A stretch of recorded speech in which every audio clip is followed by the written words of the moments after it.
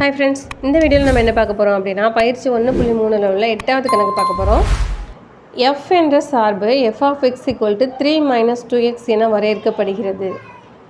f of x squared equal to f of x the whole squared எனில் எக்ஸை காண்க. அதாவது f of x ஸ்கொயர்னால் என்ன அர்த்தம்னா, இங்கே இருக்க எக்ஸுக்கு பதிலாக மட்டும் நம்ம x ஸ்கொயர்னு போட்டால் போதும். இந்த f of x the whole ஸ்கொயர்னால் என்ன அர்த்தம்னா, f of x என்ன இருக்கோ இது எல்லாத்துக்கும் சேர்த்து ஸ்கொயர் போடுங்க அப்படின்னு அர்த்தம். ஆனால் இதுவும் சமம்னு அவங்களே சொல்லிட்டாங்க. அப்போ ரெண்டும் சமமாக இருக்கிற பட்சத்தில் எக்ஸோட மதிப்பு என்னவா இருக்கும் அப்படின்னு தான் கேட்டிருக்காங்க. ஸோ கண்டுபிடிக்கலாமா என்னவா இருக்கும்னு.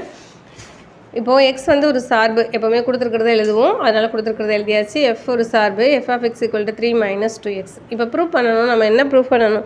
அவங்களே கொடுத்துட்டாங்க, இது ரெண்டும் ஈக்குவல் அப்படின்னு சொல்லி கொடுத்துட்டாங்க. அந்த ப்ரூவ் தட்லாம் தேவையில்லை, ஏன்னா அவங்க ப்ரூவ் பண்ண சொல்லியிருந்தால் தான் அது நம்மளோட எக்ஸோட மதிப்பை தான் கேட்டிருக்காங்க.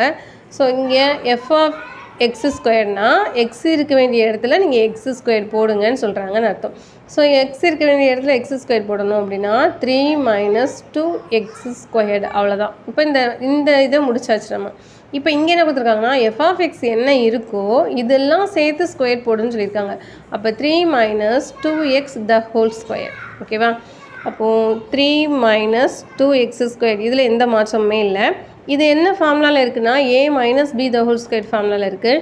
அப்போது a square minus 2ab plus b square. So formula படி இதை விரிச்சு எழுதியாச்சு. 3 minus 2x square equal to 3 ஸ்கொயர்னா 3 into 3 9 minus இதெல்லாம் பெருக்கிக்கோங்க. 2 3 6 6 2 12 12x. நெக்ஸ்ட்டு ரெண்டால் இதுக்கு ரெண்டுக்கும் ஸ்கொயர் பண்ணணும், எக்ஸுக்கும் ஸ்கொயர் பண்ணணும். ஸோ ரெண்டால் 4 எக்ஸ் ஸ்கொயர்னு கிடைக்கும். சரியா? இப்போ இது எல்லாத்தையுமே ஒரே சைடு நம்ம கொண்டு வந்துடலாம். 3 minus 2x ஸ்கொயர், இங்கே இருக்கிற ப்ளஸ் 9 இங்கே வரும்போது -9 ஆயிரும். இங்கே இருக்கிற -12x இங்கே வரும்போது +12x ஆயிரும். நெக்ஸ்ட்டு 4x ஸ்கொயருங்கிறது -4x ஸ்கொயர் ஆயிரும். இப்போ இந்த சைடு எதுவுமே இல்லை, 0. ஓகேவா? இப்போ 3 9 இது ரெண்டையும் இப்போ நீங்கள் கழிச்சிங்க அப்படின்னா, ஏன்னா ஒன்று +1 மைனஸில் இருக்குது, அப்போ கழிச்சா -6 கிடைக்கும். அடுத்து -x ஸ்கொயர்னு 2 இருக்கு, 2 இருக்குல்ல, இது ரெண்டையும் கூட்டினீங்க அப்படின்னா இங்கேயும் மைனஸ் இங்கேயும் மைனஸ், ஸோ மைனஸ் தான். 6x ஸ்கொயர் கூட்டணும், 6x ஸ்கொயர் கிடைக்கும். நெக்ஸ்ட்டு 12x இருக்குது, ஸோ +12x ஈக்குவல் டு 0. இப்போ எக்ஸ் ஸ்கொயரு எக்ஸு அப்புறம் கான்ஸ்டன்ட் டைம் அந்த மாதிரி எழுதிக்கலாமா? இப்போ -6x square plus 12x -6 equal to 0. இப்போ மைனஸால் ஃபுல்லாகவே -6ஆல் இதெல்லாமே வகுத்துடலாம். அப்போ என்ன கிடைக்குன்னா -6ஆல் வகுக்கும்போது இங்கே வந்து எக்ஸ் ஸ்கொயர் மட்டும்தான் கிடைக்கும். இங்கே வந்து -6ஆல் வகுக்கிறோம், அப்போ ஒரு மைனஸ் வந்துடும். 1 6 2 12 கிடைக்கும், அப்போ 2x கிடைக்கும்.